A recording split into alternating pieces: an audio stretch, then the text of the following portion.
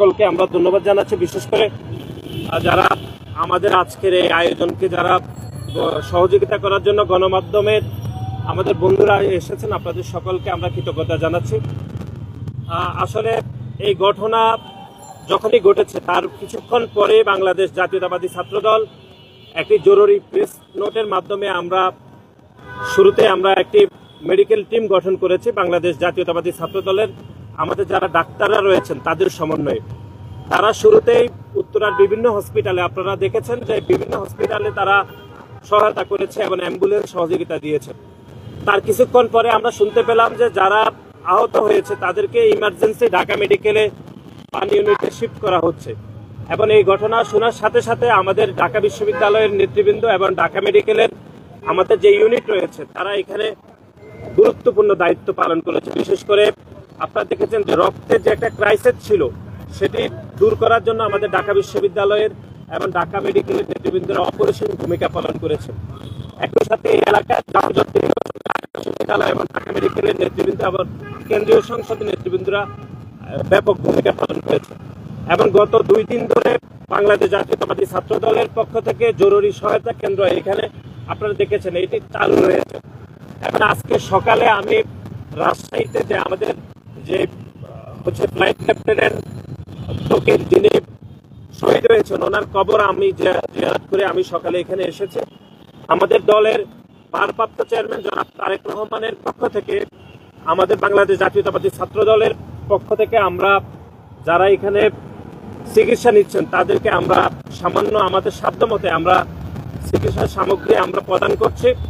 এটি বাংলাদেশ জাতীয়তাবাদী ছাত্র দল, আপনারা জানেন যে একটি ছাত্র সংগঠন হিসাবে আমাদের যেটুকু ভূমিকা রাখা দরকার গত কয়েকদিনে আমরা সেটুকু রাখার জন্য আমাদের আপ্রাণ প্রচেষ্টা ছিল।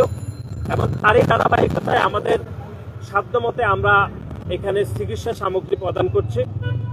আমরা মনে করি যে বাংলাদেশের গণ অভ্যুত্থান পরবর্তী সময় যে বাংলাদেশে একটা ইতিবাচক রাজনীতির শুভ সূচনা হয়েছে তারই ধারাবাহিকতায় বাংলাদেশ জাতীয়তাবাদী ছাত্র দল এই যে মাইলস্টোন কলেজে একটি যে মর্মান্তিক যে দুর্ঘটনা ঘটেছে সেখানে আমরা এই যে কোমলমতি শিক্ষার্থীরা যারা শহীদ হয়েছেন তাদের পরিবারের পাশে থাকছি এবং যারা আহত হয়েছেন তাদের যেন নিবিড় সুচিকিৎসা নিশ্চিত করা যায় সেজন্য আমরা এখানে সমষ্টিগতভাবে কাজ করছি।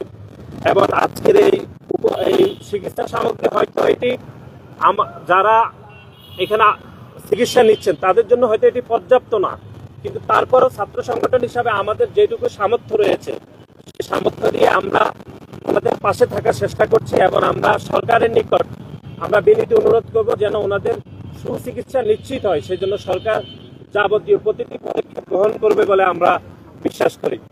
এবং আপনারা জানেন যে এই যে মাইলস্টোন কলেজের দুর্ঘটনা ঘটার পর থেকে সামাজিক যোগাযোগ মাধ্যমে কিন্তু বিভিন্ন প্রোপাগান্ডা হচ্ছে। বিশেষ করে আমরা গতকালও বলেছি যে জামাতের আমির দায়িত্বশীল জায়গায় থেকে তিনি গণমাধ্যমে বলেছেন যে তিনি তার মতো বলেছেন যে 100-এরও বেশি যে কোমলমতি শিক্ষার্থী এখানে হয়তো মারা গিয়েছেন, তিনি তার বক্তব্য বলেছেন। এই যে তিনি যে বলেছেন এই কথা, এতে কিন্তু জনমনে বিভ্রান্তি তৈরি হয়েছে। কিন্তু আমরা আমাদের সেনাবাহিনী আমাদের সশস্ত্র বাহিনীর উপর আমরা চরম আস্থা রাখতে চাই এবং ওনারা যে সংখ্যা বলেছেন সেই সংখ্যার উপরে আমাদের পূর্ণ আস্থা রয়েছে। এবং যে বিভ্রান্তমূলক বক্তব্য দেওয়া হয়েছে সেই বক্তব্যের কারণে কিন্তু মাইলস্টোন কলেজের সামনে এবং সচিবালয়ে কিন্তু 2টি মব তৈরি হয়েছে। সেখানে বলার চেষ্টা করা হয়েছে যে লাশের সংখ্যা নিয়ে লুকোচুরি করা হয়েছে। এটি কোনোভাবে কাম্য নয়, কারণ এখানে যতজন শিক্ষার্থী শহীদ হয়েছেন তাদের প্রত্যেকের কিন্তু হিসাব নেওয়া খুবই সহজ। সুতরাং লাশের সংখ্যা কোনোভাবে লুকানোর কোনো অবকাশ নেই, কোনো সুযোগ নেই।